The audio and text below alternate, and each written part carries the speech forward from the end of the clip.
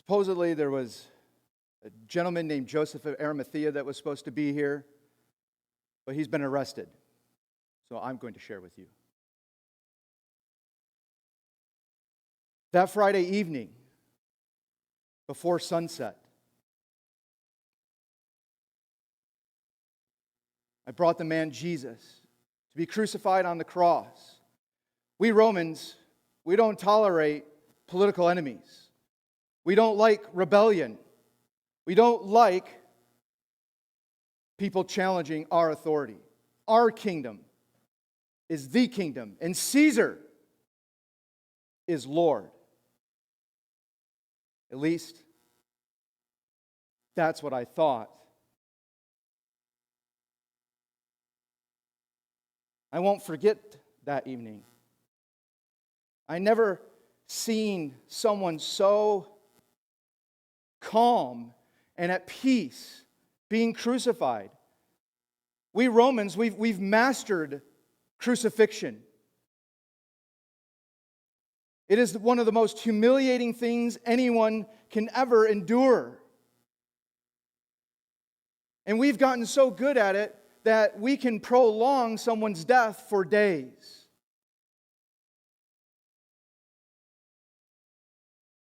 Letting them hang there, tortured.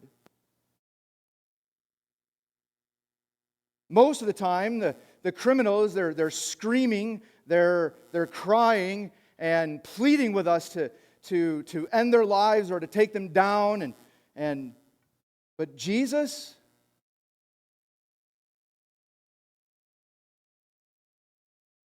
none of that.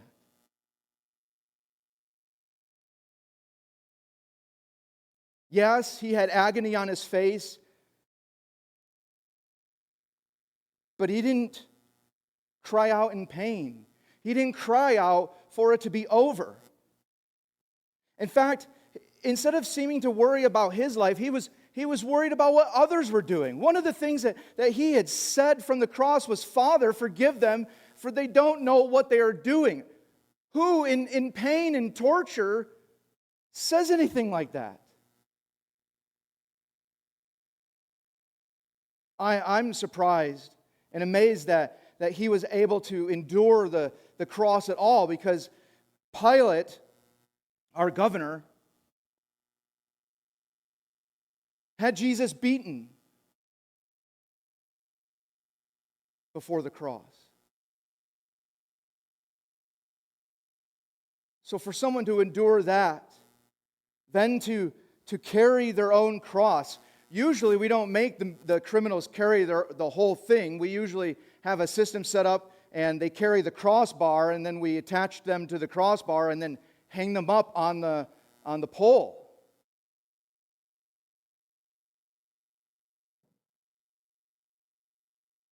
But we mocked him.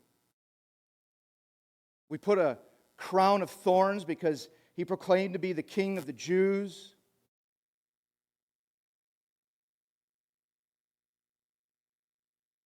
And then it came time to beat him. We beat him and beat him. And again, there were sounds of pain, but there was no desire to stop. There were no cries to stop and to put an end to it all.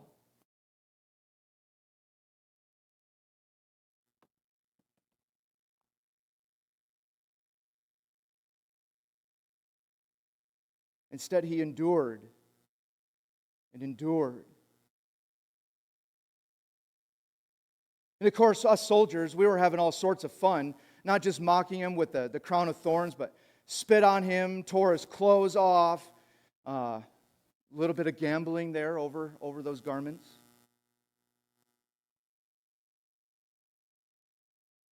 But we put his robe back on, and then it was time to lead him outside the city to be crucified. And then when we got him there, nailing him to the cross, putting him in place, There were some in the crowd, some were in the crowd were weeping and crying and screaming out of anguish and sorrow. And yet there were others who were laughing and mocking. And again, of course, us soldiers, always looking for fun, we were throwing insults and harassing. I remember one time he was asking for something to drink, and instead of getting some water, we got this really gross vinegar, like wine that had gone bad, and put it on a sponge and gave that to him to drink. And all the while enduring it.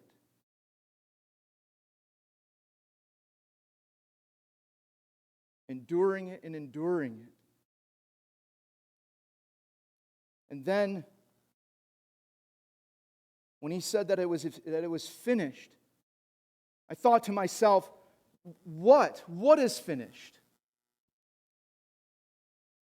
What would he possibly be talking about? What would he mean by such a phrase?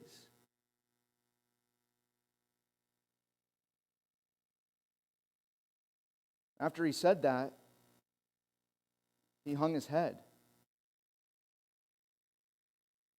And it really looked like he had died. And I know death. I've been in many battles. And he was dead. It was our custom to break the legs of those on the cross if we wanted them to die sooner, because it would drop their shoulders down onto their chest and they would suffocate. But because Jesus was already dead, and instead of breaking his legs, we stabbed him with the spear. And he made no movement. He was dead. I suppose after being beaten in such a way, and it's not a surprise that he would have died.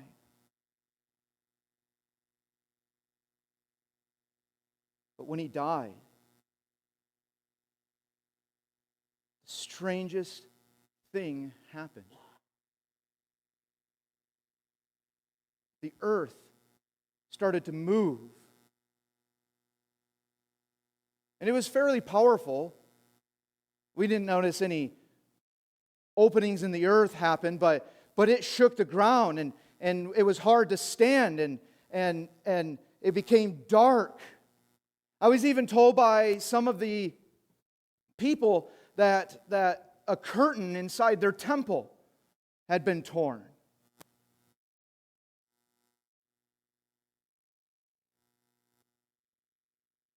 This was different.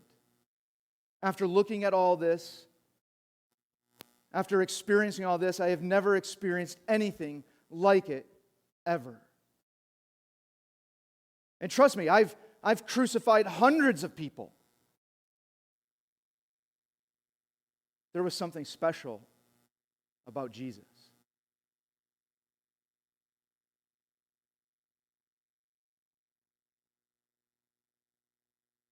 I talked with some individuals as he hung on the cross, and they claimed that he was the Son of God. And I thought to myself, the Son of God, which God? I mean, there's Mercury, there's Apollo. Which God was he the son of? And they had told me that he's the son of the God, the one who created everything. And at first I had laughed because there's not just one God in this world. There are hundreds of gods. I worship Mercury, God of war. And he's kept me safe. At least thought it was him.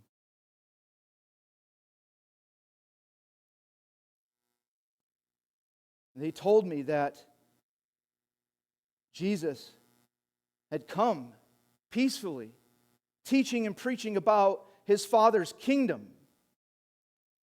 telling them that if they would believe in him, that they would be people who would have eternal life. They told me about his miracles. He healed sick people, people with evil spirits in them. He cleansed them and drove those spirits out. They even told me that he had resurrected from the dead a little girl. And a gentleman named Lazarus.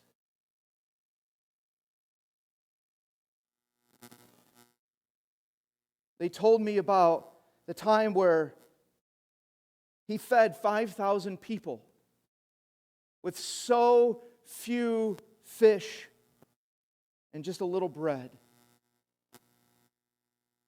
How does anyone do this? How does someone feed 5,000 people? I'm a centurion. I'm in charge of 100. And you know how hard it is to feed 100 people? It takes a lot of food.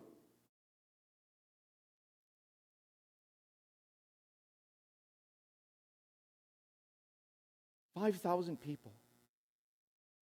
They told me a time in which he was at sea, in the Sea of Galilee, with his disciples. And they had mentioned that there was this storm. And the disciples all became very afraid, and Jesus was sleeping. I don't know how you sleep through a storm, especially a violent storm, tossing the boat every which way to the point where it could tip over at any moment. But he did. And so they woke him up, and they told me that Jesus kind of went to the front of the boat, and just by his words, just by simply speaking, the wind stopped, and the storm was gone. Who can do those things? And so when that earth started shaking, all of those things started to flood my mind. And I was starting to wonder and starting to question, Mercury, the gods of us Romans, are they real? Do they have power? Can they raise people from the dead? Our stories are all about how the gods toy with us and mess with us. Our gods love to pretend to be like us and create situations where we end up in lots of trouble.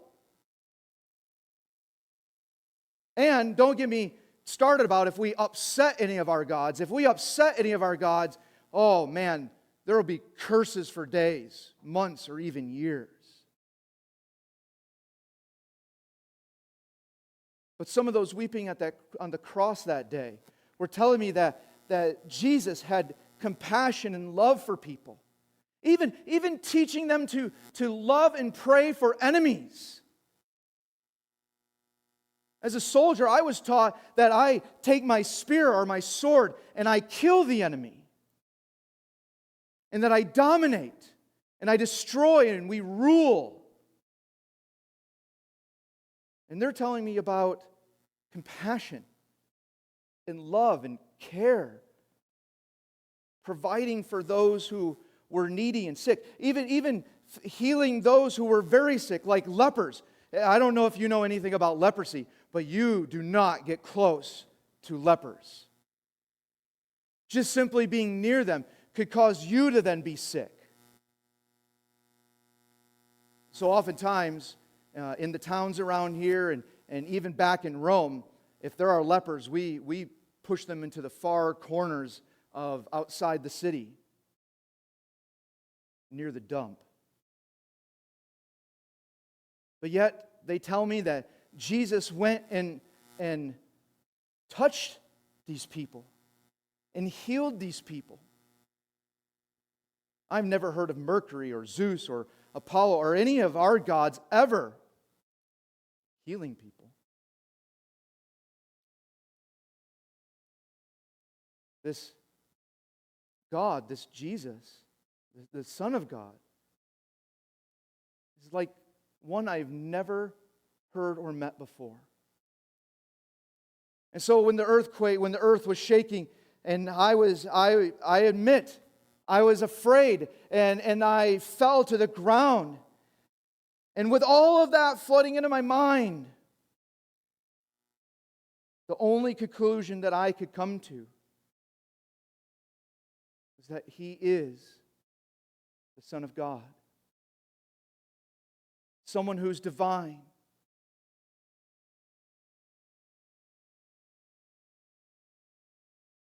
Saturday came, and the one named Joseph of Arimathea before sundown on Sabbath took his body and buried him in his own tomb. And then I was ordered by Pilate to put soldiers out to guard the tomb. All that evening and Saturday morning, and throughout the day, I thought and thought, what did it mean for Him to say, "It is finished"? I contemplated and thought about, what is it that a God would go and die? I've never heard a story. I have never seen a God die, especially by the hands of humans. Why would He do that? If He was a God, why would He not burst out in power and just simply destroy all of us? Why would He not defend Himself? Why would He not call upon His followers to come and rally and rescue Him and save Him? I thought about this all day on Saturday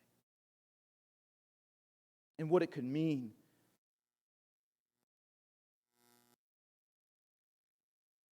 As Saturday went out, I was busy, distracted thinking about these things, but I was busy making sure that the tomb was guarded, making sure that there was peace in Jerusalem, making sure that the Sadducees, as they kept bothering my governor with speculations and questions and worries and concerns. So it kept me busy all day. And then just before dawn on Sunday, I was rudely aroused from bed and was told that the body of Jesus was no longer in the tomb.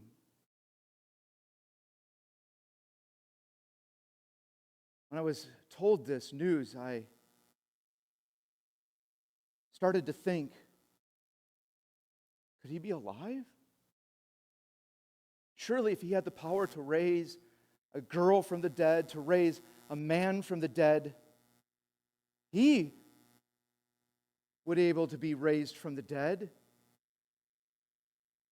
And so for a split moment, I thought, maybe this news is true, maybe, but there's no way that someone comes back from the dead.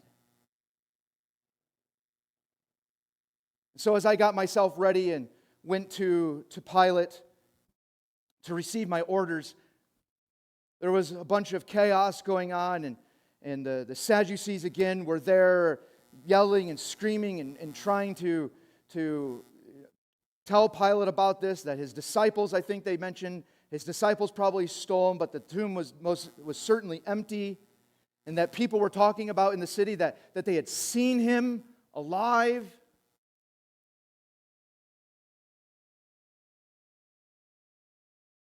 This whole time, as I'm going about my business, looking into and investigating if these things were really true, I went to the tomb myself and looked at the ropes and looked at the seal and how the seal had been still intact, but the ropes were broken, like they had burst apart. I went into the tomb and it was truly empty. I looked for my guards. Couldn't find them.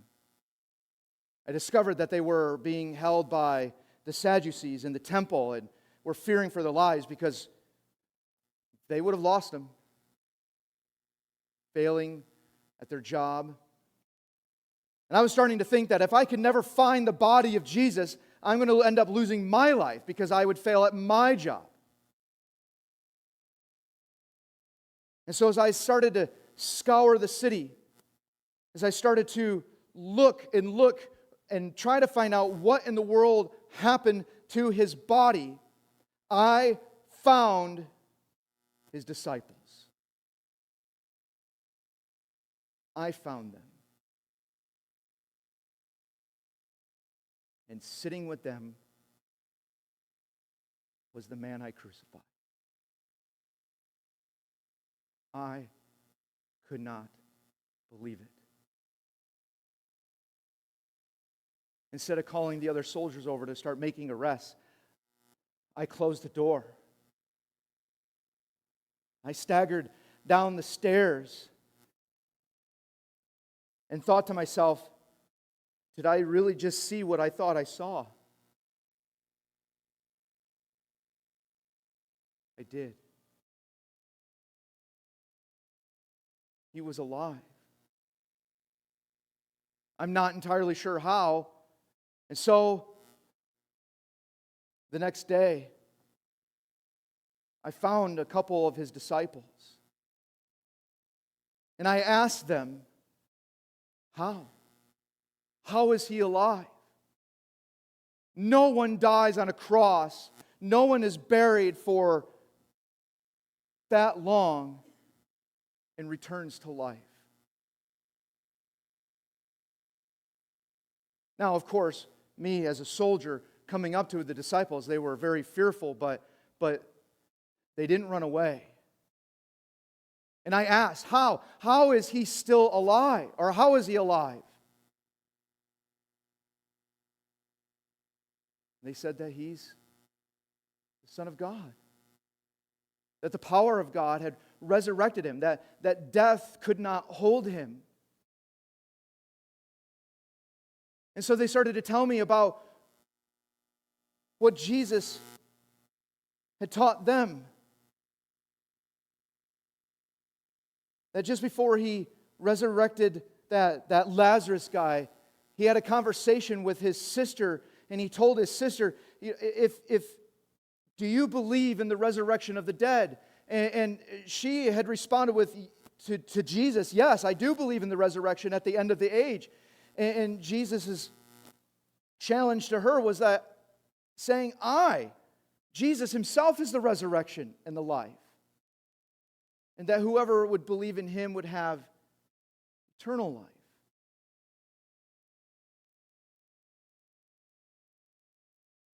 And I started to think,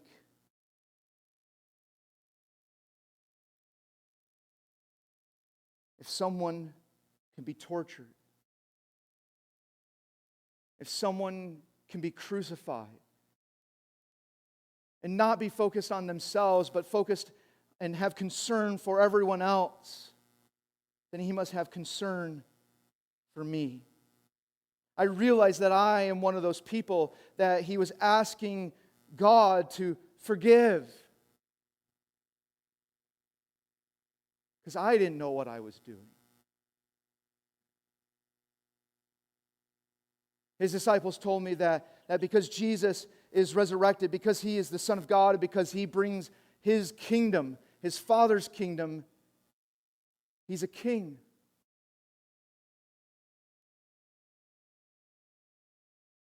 And so that very moment,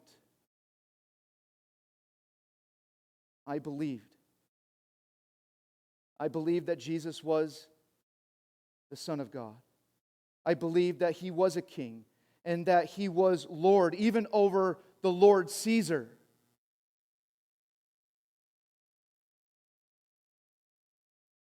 And I don't know what all of the things of the cross mean, but I am eager to know more. I'm eager to know what Jesus taught that I haven't been told yet. I'm eager to know what his disciples are now doing and where they're going. I mean, this is some good news that finally a God will love me even though I did what I did. That he has compassion for me. And so just as I was once loyal to Caesar and to Rome,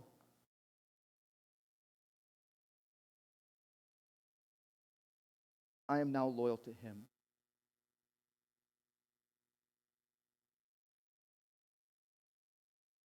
And he,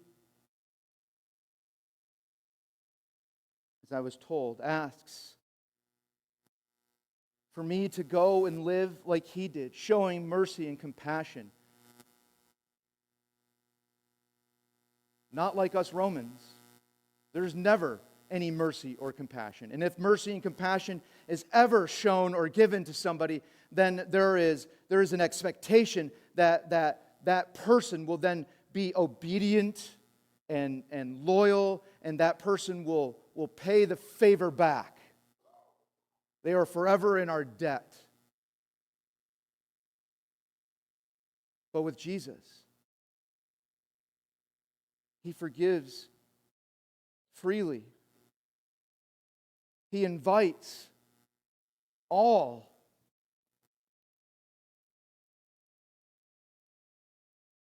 And so he is now my king. I have lots of questions. Lots of questions. I got some stuff to figure out. I'm not entirely sure how I can remain the brutal Roman soldier that I once was. But this is the only life I know. And I have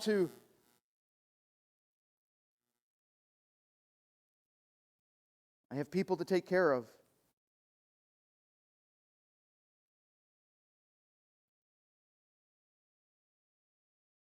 So, I don't know. I don't know how to do this with peace and kindness and compassion.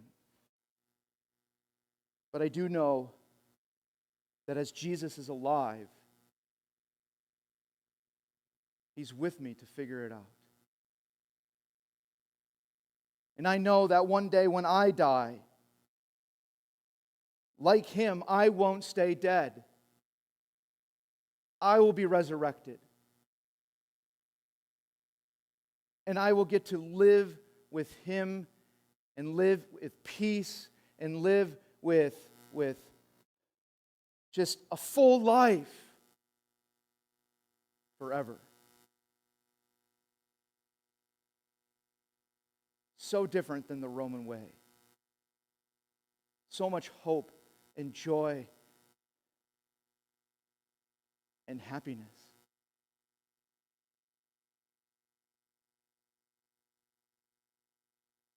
I'm going to go now.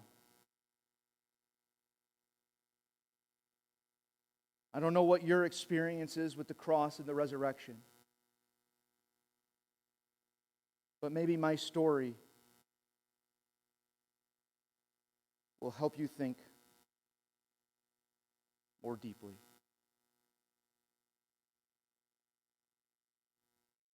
Can you do me one favor? If the Romans find out that my loyalty is to Jesus and that he is my Lord and not Caesar, I'm dead. So please, don't tell anyone. But if word gets out, I am no longer afraid.